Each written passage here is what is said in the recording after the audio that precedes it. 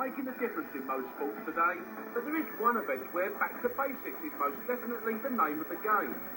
World number one, Onge, bears all about the wettest of extreme sports. It's similar to wakeboarding as far as the extremeness goes. We ski at approximately 45 miles an hour, and if you want the meat for speed, then it's there for you. We use no skis, we just use our feet, which makes it a little bit more complex, and you kind of live more on the edge because there's not really much to stand on. And to really stand out from the crowd in barefoot water skiing, it takes balance, confidence, dedication and natural flair.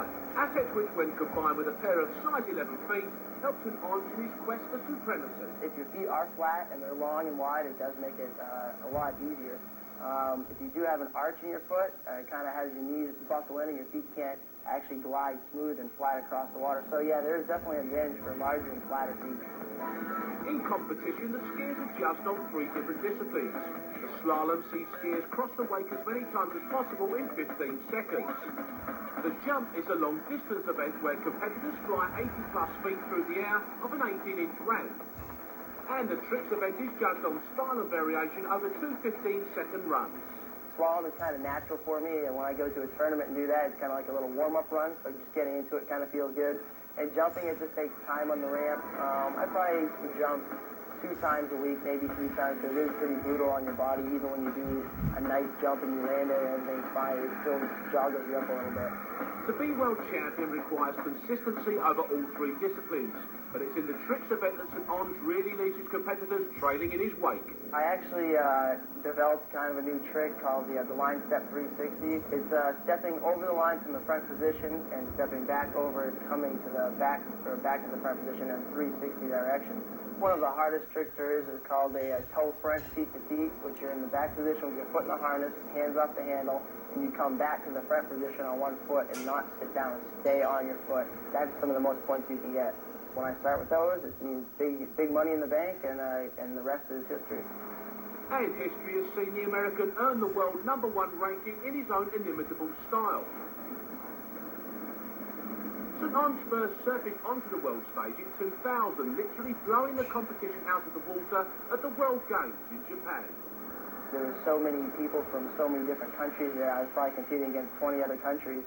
And, you know, there was the best skiers there. So for me to go out there and ski my best, to come home with the overall medal was definitely a huge accomplishment.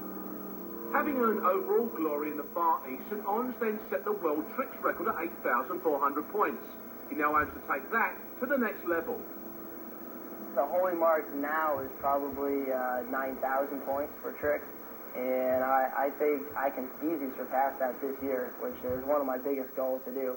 And I should be able to get up to 9,000 or a little over that, and that's pretty much the big benchmark that everyone's shooting for. Achievements aside, St. Onge also shares his experience with the stars of the future. Having guided the US junior team to an unprecedented 12 medals in the World Junior Championships, he continues to run his own ski clinics.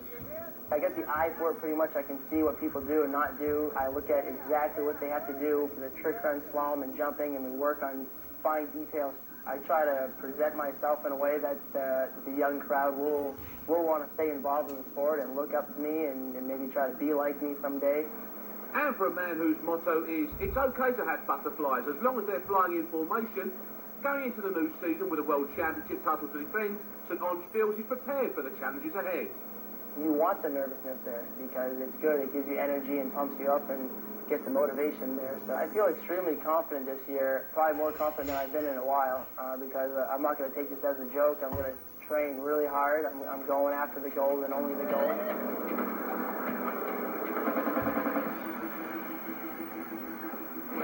Coming up, we take the green light